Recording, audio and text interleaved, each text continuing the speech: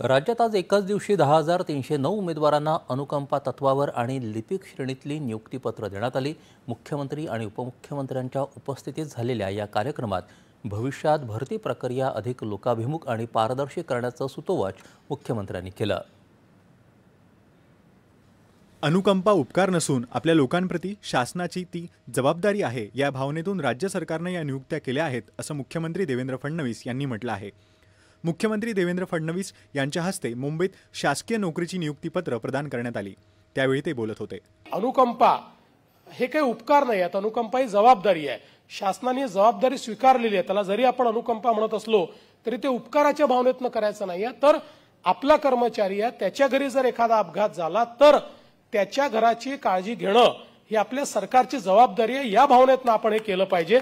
आणि म्हणूनच ही सगळी बदल आपण जे घडवले त्या बदलांमुळे आज आपण जवळपास 80% अनुकंपाच्या जागा भरलेल्या आहेत आणि 20% जागांमधले काही त्या ठिकाणी छोट्या छोट्या गोष्टी आहेत, काही ठिकाणी जी काही बिंदू नामावली आहेत त्याच्या काही अडचणी आहेत, त्या अडचणी किंवा काही ठिकाणी कागदपत्रांमध्ये जे काही पाल्ले आहेत त्यांचेच कागदपत्र अजून पोहोचलेले नाहीत, अशा 20% जागा ज्या पुढच्या 3-4 महिन्यात आपण भरून टाकू आणि आपण सगळ्यांना त्या ठिकाणी अनुकंपाची जी काही नोकरी आहे ती देऊ। अनुकंपा तत्वावरच्या जवळपास 80% जागा आज भरलेल्या आहेत आणि 20% जागांमधल्या अडचणी दूर करून पुढच्या 3 ते 4 महिन्यात त्या जागाही भरल्या जातील अशी घोषणा मुख्यमंत्र्यांनी केली। राज्यातल्या अनुकंपा तत्वांवरील प्रकरणांपैकी 5,187 उमेदवारांना आज नियुक्तीपत्र देण्यात आली। त्याचबरोबर महाराष्ट्र लोकसेवा आयोगामार्फत शिफारस करण्यात आलेल्या 5,122 उमेदवारांनाही नियुक्तीपत्र देण्यात आली। त्यामुळे एकाच दिवशी 10,309 उमेदवार शासकीय सेवेत दाखल झाले आहेत। उपमुख्यमंत्री अजित पवार आणि मंत्रिमंडळातले इतर मंत्री यावेळी उपस्थित होते। राज्यातल्या सर्व संवर्गातल्या सेवा प्रवेश नियमात सुधारणा करणार असल्याची घोषणा मुख्यमंत्री देवेंद्र फडणवीस यांनी यावेळी केली। MPSC मध्ये देखील भरतीची गती वाढवायची आहे, त्यासाठी व्ही राधा यांच्या अध्यक्षतेखाली एक समिती नेमलेली आहे। त्यांनी वेगवेगळ्या राज्यांचा अभ्यास करून प्रत्येक राज्याने काय काय व्यवस्था केली आहे त्या संदर्भातला अहवाल तयार केला आहे असं त्यांनी सांगितलं। या अहवालावर लवकरच निर्णय घेऊन नियुक्तीची प्रक्रिया अधिक पारदर्शक होऊन 2026 हे भरतीचं वर्ष ठरेल असं मुख्यमंत्री यावेळी म्हणाले। शासकीय सेवेमध्ये आल्यानंतर जास्तीत जास्त लोकाभिमुखतेने आणि पारदर्शक पद्धतीने कारभार कसा करता येईल याचा प्रयत्न केला पाहिजे असं मुख्यमंत्री म्हणाले।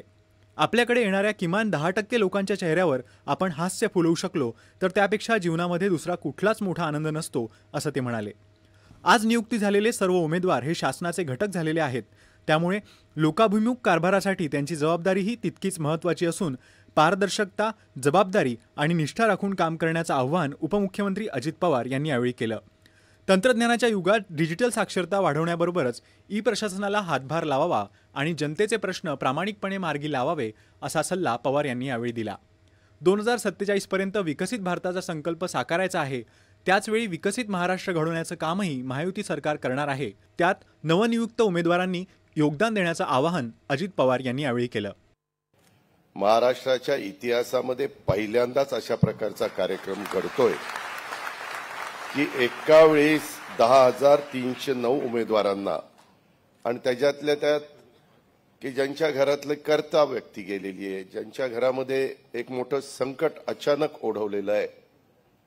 मी नेहमी सांगत असतो की काळाच्या नियतीच्या पुढे तुमचं माझं कुणाचं काही चालत नाही, परंतु आलेल्या प्रसंगातनं त्याला आधार देण्याचं काम, त्याला पुन्हा उभं करण्याचं काम हे पहिल्यापासून एक परंपरा चालत आलेली, वडीलधारी लोक, त्याच्या परिवारातली लोक त्याला आधार देत असतात, परंतु तो आधार काही काळाकरता असतो। ह्यामध्ये आज तुम्हाला जे काही नियुक्तीपत्रक दिलेलं आहे ते नियुक्तीपत्र तुमच्या उद्याच्या पूर्ण वाटचालीच्या करता फार महत्त्वाचं ठरणार आहे।